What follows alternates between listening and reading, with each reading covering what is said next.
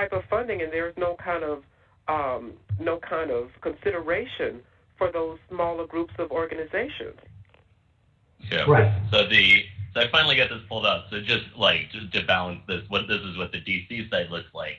If you want to sign up for DC, your options are like nonprofit, for-profit, and food, I think, and they don't require paperwork to be nonprofit. So all the community groups get this.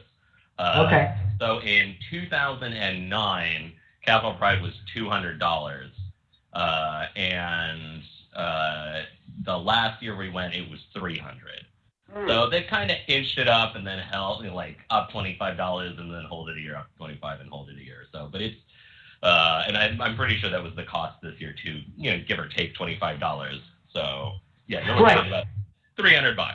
Right, and because of that last year that we were involved, we ended up, in order to save money, we ended up splitting a table with another organization that wasn't going to be able to afford a whole table. It was a partner group. And so we ended up splitting a table with HIPS just so that we could both afford to go. And if I'm not mistaken, Alex, you and I both took laps around Pride, and I think that we were the only registered trans group that was there. That is a possibility. I'm trying to remember, because the other ones that we've usually seen. Yeah, TGEA was not there. That's right, yeah, TGEA wasn't there. NCTE might have been, but I doubt it. Yeah, NCTE and like the DCTC used to have. Yep, and I'm pretty sure that they were. Yeah, you're right. I think last year we might have been the only ones. So. And so the question becomes, are trans people not showing up for these tables because we're getting priced out? Is it because we look around and there's no other trans folks there, so what's the point? Is it a combination? And so that's, it's interesting actually that we're talking about this. Alex, I'm no longer in leadership at DCATS, but it's my understanding that DCATS opted to not participate in the festival this year for like the first time in well over a decade. Is that correct? Right. Yes. Exactly. Why? I was the one who kind of like put that forward as a suggestion.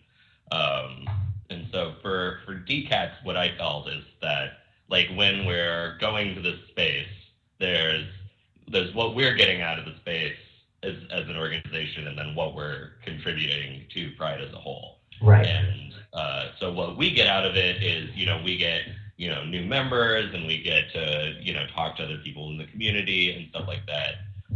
So, primarily like finding new members is what is in it for us, because we want our community to keep going. We want folks who are potentially our, fellow community members to know we exist, stuff like that. And so, out of Capital Pride, we'll get a couple sheets full of signups, and probably I would say no more than a quarter of those people eventually accept the listserv invitation. And that's not even talking about coming to meetings. That's just the listserv invitation. Right. Just people who would actually join the listserv when I type in the email that they wrote down and join it, because people just go around and they write their name down on whatever sheet of paper is put in front of them.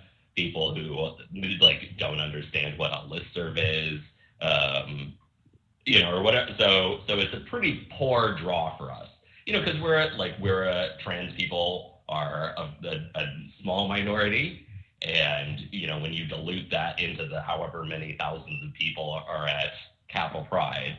I think it was 250,000 the last time we were there. Yeah. But a lot of the people who are walking by our table and interacting with us are not even potentially community members for us. And then as far as what you give, what you're contributing to Pride, it always kind of felt like a weird fit for DCATS for that, because we are a support group. And, for some like TGEA, which is Transgender Education Association, something like that. They're a local, they do educational outreach. So if you do educational outreach, or you have larger programs that you would like people to donate money to, like Casa Ruby, those are things that you want to interact with a larger community with. But let's be real, DCATs, we don't really care about the rest of you guys. Like, it's a support group. Like, we don't need a bunch of rando cis people showing up to our support group because it will very quickly cease to be able to function. Right. And so I just, what I put forward is that the balance of, what little we get out of it and kind of how unfit we are for contributing to Pride. Like, if we were an educational organization, that'd be great. But, that's not a thing that we do. And so on balance, both of those things are kind of like, meh, and then it's $300. And it's like, which is something that we don't readily have. Yeah. Right. So, we did Youth Pride. We do Youth Pride about every other year because Youth Pride's a little weird. And we did Trans Pride. And I'm quite happy to do Trans Pride. Trans Pride does feel, more grassroots and more whatever. Like it's more community based, and that's always cool. So it's strange that it's part of the Capital Pride conglomerate, because I feel like, and it's, and this is the same with Black Pride and the other kind of side Pride events, that I really don't feel like Capital Pride does a whole lot to advocate for those events or like boost them or whatever, because like Black Pride is pretty much an enigma unless you actively go out and look for information from it, or you're getting that information from your community. As somebody, because DCATS has tried to do Black Pride, and it's shockingly hard to find information on this. Capital Pride has been helping us out. And we just wouldn't hear back from them, right? We'd reach out, and they just wouldn't get back to us. And plus, the other thing about Black Pride that makes it a little bit difficult is finding someone to staff a table on what is it, Memorial Day weekend every year is on there. So instead what we would do is, like Melvin and I have gone to Black Pride just like, well, DCATS is not going to table there, but I'm just going to go, right? And let folks know that DCATS exists because we couldn't get the information, so we couldn't table, but I'm just going to go, let folks know that this is here and that kind of thing. And it's funny, Alex, that you had said something about that we're not an educational organization and that we don't have a ton of people that sign up and that's not what we do, right? But when we are there, that is all we do all day long is answer the same questions from people that have never met a trans person before. Some of it is the language that comes out of people's mouths is very problematic. There's a lot of the T word. There's a lot of, very personal ignorant. Surgery type questions. Yes, personal surgery type questions and all kinds of stuff that's just not appropriate. And yet it's like, that's why we never allow someone that's never tabled before to table alone at a DCATS table. We always did it in pairs, but so I think that's interesting that DCATS kind of had to make that decision. And when I first heard about it, I was so sad. I was so sad about it. And yet I was like, but honestly, $300, man, we just can't do this anymore. Like, it's just, we would fundraise and fundraise and fundraise all year just to be able to go to Capital Pride and to possibly Trans Pride, right? Because Trans Pride is like a drop in the bucket. I think it's like a third the cost, isn't it? Yeah, Trans Pride is 100, and it has been 100 all of the years that I have been managing the finances. So by the way, Augusta Pride is actually 115 for a merchant table. So we're gonna have to pay 115 for a tiny support group to show up and represent and be that grassroots, Tracy, that like you're talking about, right? And I think that it's important, but it's like, how do you shout against this giant wind tunnel if you're the only group there? Like, I feel like maybe what needs to happen instead is a couple of trans people that are like really committed to changing this are going to have to be on the board of Capital Pride or be involved in the planning. And even that group has gotten so giant, right?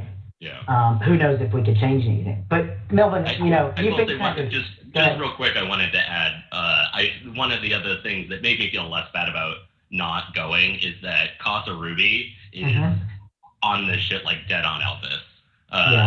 Like, I think they've got 2 tables and they marched in the Pride Parade, which is another like $350. And they opened that up to everyone. They were like, DCATS, if you want to come and carry your own banner and march with us, you can totally do that. So Casa Ruby is there. That's good, because Casa Ruby's awesome. Ruby Corrado has done nothing but open up every door she can to the entire trans community and just be like, you need a home? Here's a home. Come do stuff with us. And so I absolutely do think it takes those people that can do it. And some of us are just, it's kind of like, it's funny, it's like that analogy of, the flying V. The ones in the front, that goose is eventually going to get super tired. And he's going to have to, drop back and let somebody lead. And I think that, honestly, I've seen people do that, and I can't fault them for it, right? Because you got to take care of yourself. And so, Melvin, you've been kind of quiet. I'd like to hear kind of, I don't know, what you think about, I don't know, in general, what we're talking about, but even your experiences with Black Pride in DC or Capitol Pride, because I know that you've been to Capitol Pride in DC, and how you feel as far as being there as a trans man, because obviously, Alex, we mentioned in your bio that you are a queer trans guy. Melvin, you mentioned that you're gay. So what is it like to go to Pride as someone that's like, okay, I fit into the LGBT who this Pride is really meant for, but I'm also a trans person that doesn't fit. Like, where do you find yourself in that mix? How do you navigate that, whether it's Capitol Pride or Black Pride or whatever the case may be? I think that the only events that I feel like really get the intersecting identities piece are the queer events. And queer as opposed to gay and lesbian, I think that, the gay and lesbian events are very, I don't know, they feel very single identity focused. And the trans events, the trans events I've been to in Chicago, I've only been to trans events in Chicago. I've never been to DC's Trans Pride, unfortunately, but the trans pride, we had a transgender, intersex, gender nonconforming rally and picnic in Chicago in 2012 and 2013. And it felt very great. There were folks there, all sorts of identities, different races. There were cisgender people there too, but it was mostly gender nonconforming folks. And it was great. I think that the only events where I get, I just sort of feel like 100% like, whole person are those kinds of events. The Black Pride events, I've had issues with, a lot of the Black Pride events are very, there aren't a lot of trans folks I see at these events, and they don't feel very trans inclusive to me, at least the one in DC doesn't. And I'm talking about DC, like DC Black Pride as, the official event. A lot of the parties, they're, gender separated, men's parties, women's parties. I remember the first DC Black Pride I went to, there was like a, table, person who was working at a table said something transphobic to me.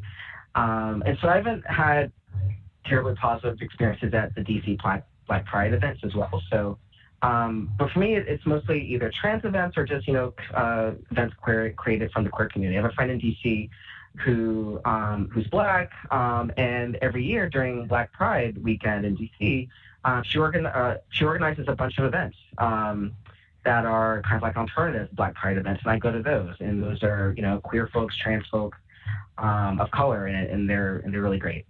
And they're also not expensive. These DC Black Pride events was priced like $20 cover, and like I'm not paying a $20 cover.